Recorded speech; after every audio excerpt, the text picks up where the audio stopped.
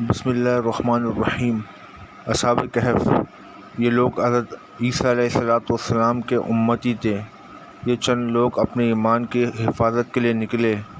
اس وقت کا بادشاہ بت پرست اور ظالم تھا، ایمان والوں کا دشمن تھا۔ یہ لوگ جب کسی غار کے پاس پہنچے تو پریشان، پیچھے کی طرف جائے تو موت، اور اگر شہر کے باہر جائے تو کدھر جائے۔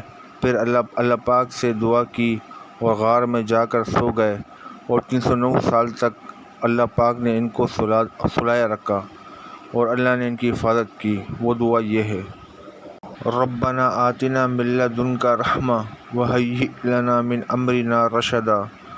ربنا آتنا من لدنک رحمہ وہیئ لنا من امرنا رشدا۔